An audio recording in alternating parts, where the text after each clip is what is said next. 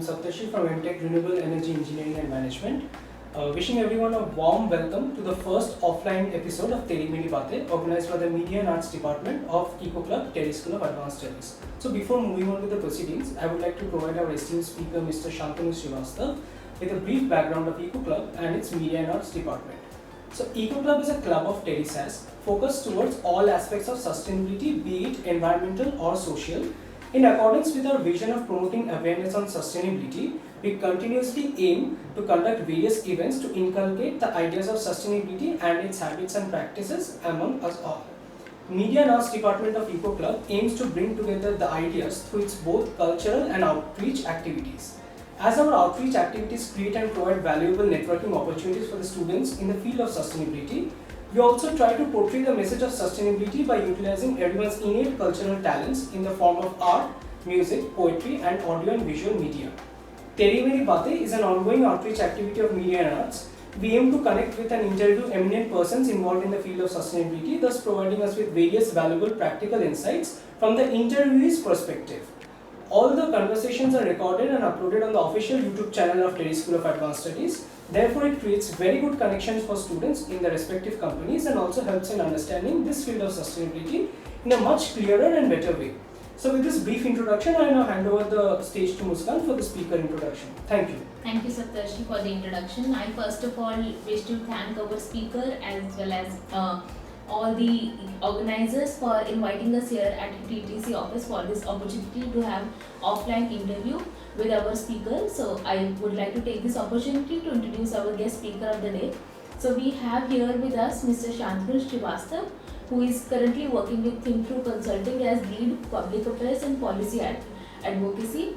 Mr. Srivastava is a business management professional with 25 years of experience in public affairs and policy advocacy, marketing, strategic planning, project management, conceptualizing, implementing and monitoring social sector programs, research and advocacy, capacity building and entrepreneurship. His current job portfolio involves monitoring, engaging and advocating on a portfolio of priority policies which focuses on packaging and circular economy by proactive advocacy with different levels of stakeholders across South Asia markets. Mr. Srivastava is here with us today to share his insights and expertise with the students of TERI SAS on the topic Plastic Waste Management in India, Effective Circular Economy Solutions. I now request our student panelists to begin with the interview with Mr. Shantanu Srivastava. Thank you.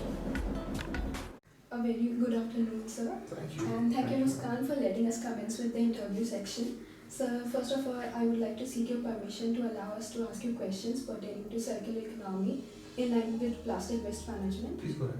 Yeah, thank you, sir. And so, first of all, we want to know what is the current status of the circular economy in related with plastic waste management in India, and how is that contributing to circular economy? Okay, so I'll probably go a couple of steps backward to what you asked. As the urbanization has increased globally, the waste footprint has equally increased, which has a composition of not just plastic but various kinds of waste material which either can be put in landfill or can be put into incinerators for energy recovery, or maybe put under a circularity principle where the reuse principle gives us freedom to make another product which has another life cycle and which dies its own death a little later. So while we call for principles under circularity, the basic is that if circularity is to be assumed like a sphere, none of the arrows should go out of the sphere. So whatever is being put in and used should be reused by the consumer. While you look at a consumer psyche and expect anybody to reuse a product, means you are teaching them the right way of disposal of waste first. So if there is a judicious and scientific disposal of waste right in the first place, there is always a circularity behind it that the sphere may not be incomplete. So if the consumer is disposing the waste, if the collection agencies are collecting it the right way, and during collection there is a clear-cut segregation of waste which we call segregation of waste at source, and the quantum of segregated waste gets aggregated, so there is phenomenal value behind any recycling process, and is then put into another recycling phenomena which gives reuse principles qualified certainly, there is therefore a merit for circularity. Circularity, circular economy principles, putting plastic back into the circular stream so we do not kind of waste the resources and make something new out of it, as of now is more theoretical than practical, because this needs a sensitization right at the level of disposal through the circular economy principles. So it adds value to the environment because you do not consume equal amount of raw material that you already used to produce a product, and you're not disposing it off after the first use. That is the primary principle why Prime Minister Modi is very strict on disposing of the single-use plastic from July 2022, because any plastic made out of a polymer which is non-degradable, put to use once and then thrown away, is the most lethal environment hazard that anybody can cause. Therefore, circularity will add more value, will give more base for reuse of product, but has to be dealt with very, very cautiously and has to be dealt with right at the source. Good afternoon, sir. The second question today we have for you is, could you throw some light on good plastic and bad plastic? Well, all plastics are good. It depends how judiciously you are using it and disposing it. So if a plastic used once is reused, is a good plastic. If the same plastic that you use and throw it in landfill, where it sits for ages and do not die its own death, is a bad plastic. And even while government derives policies and do the advocacy to phase out plastics, one thing is for sure, not every plastic is replaceable. You can't start using wooden pens instead of plastic pens throughout your life. The cars that you and I drive cannot be replaced with a wooden dashboard instead of a plastic. So component of plastic will not be phased out of the earth, that is for sure. It actually will survive. It has been surviving for n number of years. We don't know how many years of future we see with all those viruses in place, but for a lot of time in the history of time, plastic is going to survive. So good or bad depends primarily on how well I am using it and disposing it. But I've written a piece, I still remember, in one of the leading dailies, where I said KNOW, know your plastic rather than NO to plastic. Because if you know what plastic is actually good for you, what plastic is actually good for your sustainable consumption, and not a direct, using a dustbin or a landfill, is what is a good plastic. Thank you, sir. So, the third question for you today is, reinventing packaging and sorting is one of the first things companies and industry should look to ensure their circularity. But do you think there is some incentives from the government end for it? Well, government is more cautious now as compared to older times, and the models and policies that government is now facing, putting on the table for corporates is more participative in nature than penal clauses. Packaging in any ways is the largest kind of single-use plastic being used in the industry today, because the wrappers that comes along with the packages are never being used, neither at the industry level nor at home. So government is putting up more policies, more friendly procedures in terms of using paper, using degradable paper, and any other kind of packaging which is non-plastic. So there are many states which have come up with legislations which promote such kind of features, and the central government across all levels is trying best to look at how best can we buy industry participation and look at a cumulative growth rather than just penalizing them to use packaging. So extended producer responsibility, which has recently come up in full swing, deals with getting rid of the plastic which is not used but scientific. And plastic which is not used Which is disposed of scientifically, because EPR gives you certain parameters how the disposal of waste has to take shape.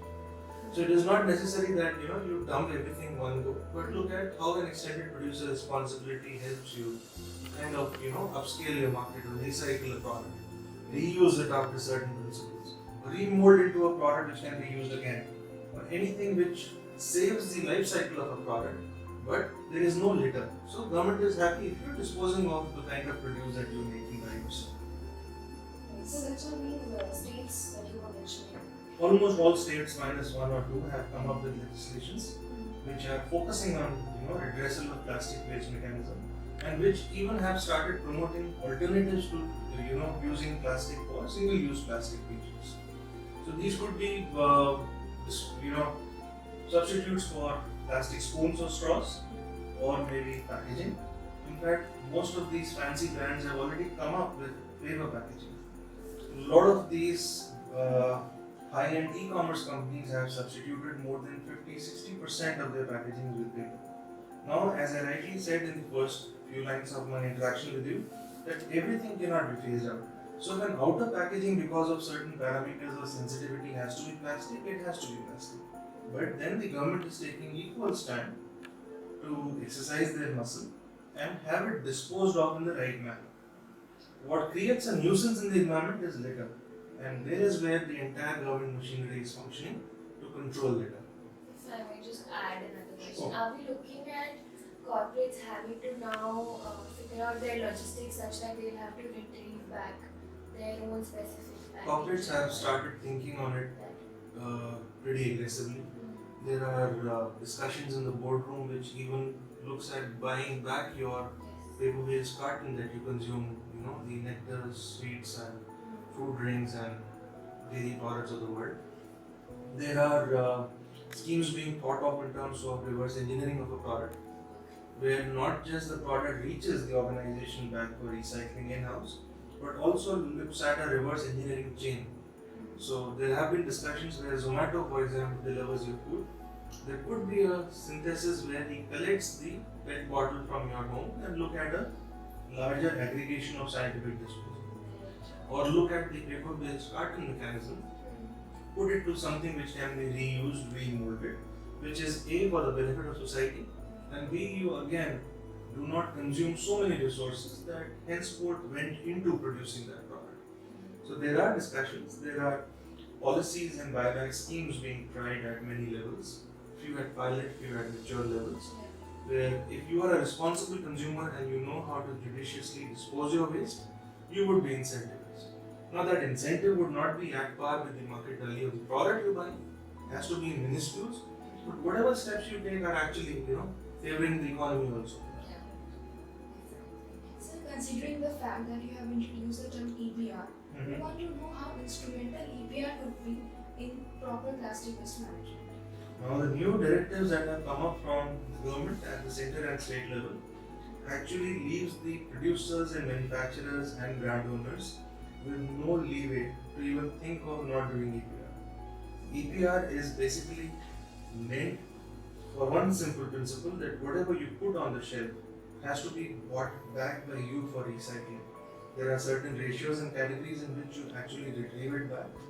But if there is an EPR for retrieving PET bottles, PET bottle could be a brand agnostic PET bottle.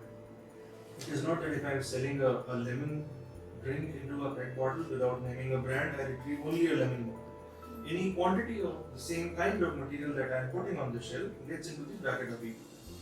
So feasibility now is actually now non-questionable because it's a mandate. And if somebody is not fulfilling it, there are severe penalties including cancellations of license to operate. That means the company has to wind up. So it's very strict now. And thankfully the corporates on the other hand have assumed their responsibility to handle it the right way and then support the government cause. So, you have already mentioned the recycling efficiency as it's all about the corporates, they're also in sync with the government. It's evolving with time, it's an evolving context, but more seriously the EPRs and the PWMRs are getting influenced and implemented. More seriously the circularity is also coming into the picture now. So what do you think are the major roadblocks in attaining good efficiency in a particular country like India? It's a dynamic country. There are all kinds of businesses and all sorts of policies here. Government can influence decisions to an extent of market which is controlled.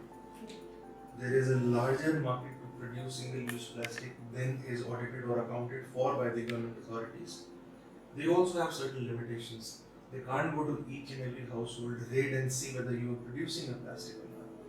So some kind of an awareness from industry platforms, Plastic Manufacturers Association, large industrial houses who are case studies in themselves should have the merit in coming forth and making people aware that there is a sensitivity involved in saving the environment.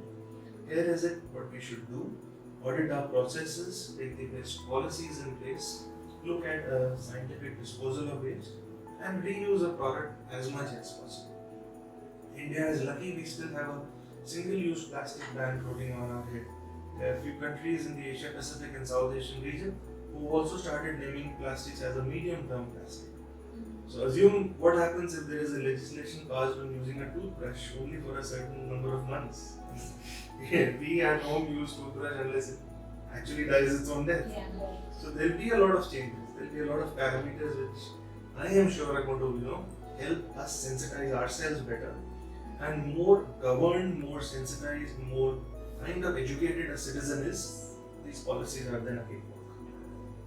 Like considering the fact what you have said, for the successful evolution of circular economy in plastic, we need to overcome barriers that are existing, like the economic disparities that are due to the direct production subsidies for fossil-based plastics. Right. So what can be done for this? It has to be actually regulated and controlled. Government is taking all norms, principles and parameters into picture, which asks you as a producer to get registered. Not just registered, but fill in formats which even tells you what kind of product are you using as a raw material, which addresses your question. Also tells which markets are you supplying, how are you making your production cycle more effective, and are all the pollution norms in place or not. Why is government doing that?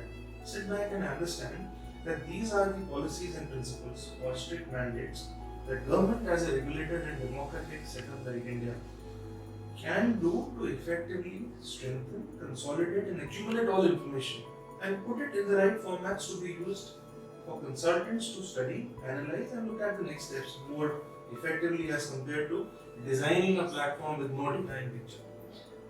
So that is what is happening. These roadblocks are getting cleared, not overnight but in baby steps. But economic disparity, understanding it at the socio-economic level, geopolitical division in terms of availability of a material only specific to a certain state. For example, if you have a alternative to plastic diagnosed and it has a geographical reach of mobility, if it is in Kerala hypothetically, you cannot manufacture the same quality of spoon with the same raw material flown in at Ladakh, for example. The cost of mobility of raw material will be so humongous that you would end up eating food in a silver spoon rather than an alternative product spoon. So these things are taking shape, they are getting regularized, and more the government collects this data, puts it into the right format and bucket, is where you and I can understand that and look at the logistics of those material reaching various nooks and corners of the country for an effective product which is alternate in nature and where the burden on plastic gets reduced. So as you said, there are so many players in the market that need to get into for circular economy to realize. Right. So like there are companies, manufacturers, then consumers. So what are the various B2C models that companies can adopt to ensure circularity? Well, B2C model as a famous B2C model in circularity will still take time to grow up in terms of understanding. But within circularity, there are startups, there are pilot projects which have happened on many things. There are startups who effectively started molding used beverage cartons into products of more utility and more value. They could be from as small as a product like a pen stand or a photo frame to a large product like a school bench or a table which can be donated under CSR through corporates for people who need it to actually sit and study at government schools. Also includes strengthening sheets made out of such used material, disposed of material, which could be used as roofing sheets for your toilets. There are techniques where you can extract pulp and polyenol and use it at different places. So things are coming in terms of models, but the B2C model, if I buy a computer today and this is what is my circularity, is very difficult to for a linear analysis right now, because everything cannot be put into circular economy. On the same hand, most of the things can be. So how do you come down to do most of the things and look at a life cycle which henceforth gets tagged with most of those products is a mathematical model.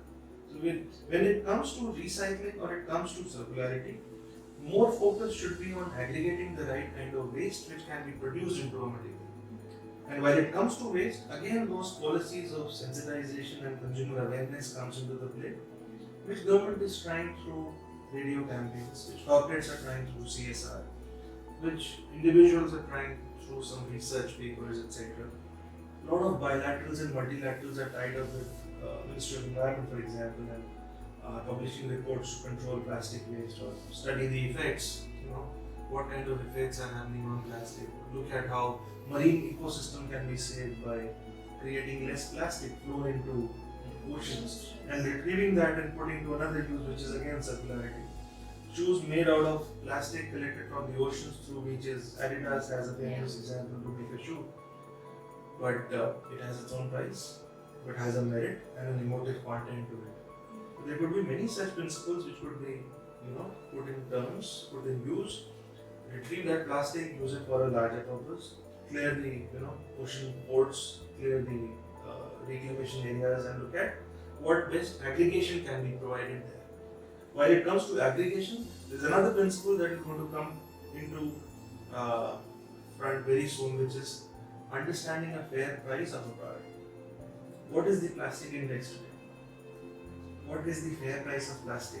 If you are a manufacturer of so-called reused products under circularity, at what price should you buy a raw material from me if I am disposing of the waste as an aggregator? So the fair price calculations will again be an important element in your question before we actually design what is the kind of a economy model B2C which has been launched.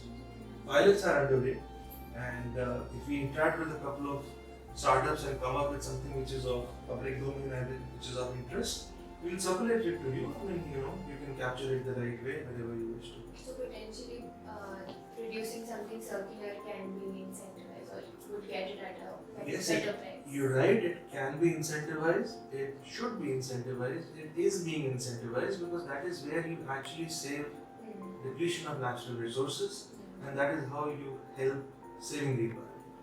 Sir, adding to this, how can small companies get into this? Hit small, miss small. Don't look at the largest conglomerate globally. If you're producing bottles to store milk products and you're selling it on the shelf, look at how best can those bottles reach you back. An incentive model of X paisa if the user gives you the bottle back. Y paisa if he gives you the bottle and the cap back. A cap or a ribbon has its own recyclability. Look at how best that can be dry cleaned, ozone washed, scientifically washed and put back to storing those kind of daily products again. Or look at shedding it. If you shed it, sky is the limit. Mix into a thread. Thread is mixed into a cloth. That cloth is where you and I wear the jeans with. That adds the density to it. So once a textile is made out of a plastic shredded thread of the bottle that you collected as an incentive, you get fed up of that jeans, make it into a denim bag. If you're off your mood with that denim bag, make it into a rug. Transport that, make it into a purse, a wallet. Use it as your laptop cover or a phone cover. The moment you think everything is nonsense, you aggregate that back and then you put it into a tray to die its own death. So look at how many carbon footprints have you saved throughout the journey of such products. What you've done is made plastic a part of your textile string. After the textile is made, you've formed different changes which exchanges hands. Still there is a utility and value to it. While there is a value and utility, the product is successful. The moment you think it is unsuccessful is when you get into retrieving the merits of that product, making a thread again, making a jacket out of it. So this is where circularity is. Nothing goes out of the sphere. Whatever raw material is coming in gives birth to another product which is used for a certain life cycle with value additions and economics behind it, and is then reshredded and remade into another product. So that's circularity. Life cycle analysis is the critical part. The key is to take the first step.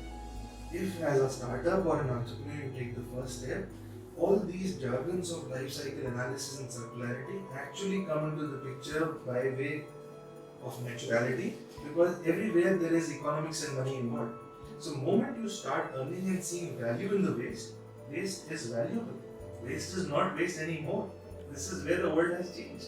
So take the first step and forget about the analysis. Value comes to you and you will not deny the value that comes to you. I wouldn't actually.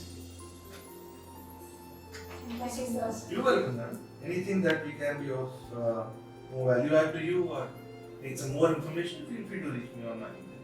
I just have one last question. Sure. So you mentioned aggregation. So, Shouldn't I have made no, yeah. So aggregation is a crucial step, and we've been talking about industries and large-scale production of plastic. And on the other spectrum, there is household waste, and with aggregation, there's always segregation of waste. Where do you think are we lacking, or what is it due to which we are not able to segregate our waste at even household level? And So segregation of waste, man, starts with the person who is disposing the waste. If there is a segregation of waste at source and the segregated waste at source is collected differently and put into different aggregated baskets for larger value, nothing can go out, nothing can go wrong. Problem is while you put everything into a dustbin, that dustbin is collected and put everything into a truck. That truck reaches a landfill, dumps everything into a landfill. From landfill, people like us buy the waste and puts it into an incinerator to make electricity, and 0 calorie is out because the calorific value is lost. If wood is put differently, glass has a different life cycle, PET has an enormously different life cycle, cloth has a different stream altogether. I would be able to aggregate tons of cloth, glass, electronics, wood, vegetable waste and kitchen waste separately, and look at something which can be reused, something that can be combined, something that can be put to organic use again by way of making manure out of kitchen waste and fruits and vegetables. Look at something which can be recycled as plastic under the recyclability and circularity stream. Or look at something, diapers for example, sanitary napkins for example, which can never degrade. Put it into an incinerator for energy recovery. At least you have different roadmap for different product leading to something which is recovery. So it starts with the consumer and the psyche of a consumer while he disposes the waste. Therefore, all activities for a super waste management stroke circularity model starts at the household level where you put the dustbin out with nothing being segregated. But it's a huge challenge. It is a huge challenge, and in a country like India where it is difficult to kind of initiate an activity and run it through, but people are doing it. Most of the civil society organizations have started doing it. Government is very, very active. Almost all larger corporates have it as a CSR activity, and they are sensitizing consumers now. Thanks, sir, for inviting us You're welcome. at your birthplace. Welcome. And managing plastic waste is a huge problem, but It your is, yes. values have been, your insights have been quite valuable, and we've. No, I must say, enlightened students like you actually, create that extra mile that is required to, have it in place. And thanks to you and your team effort to put that in place. And happy to help you in any of those projects if they come up in Definitely, future. definitely. I'd also like to thank Ms. Shreya Kandla from Thinkthrough. She's been proactively supporting us for putting this together, and it's been lovely working with your organization. So, hope to continue this exchange further Thank you. in the future and also connect on matters of sustainability other than plastic. Happy to help, ma'am. Happy to help. And as a mark for appreciation, I'd like to present you with our memento. That's the Bell of Hope.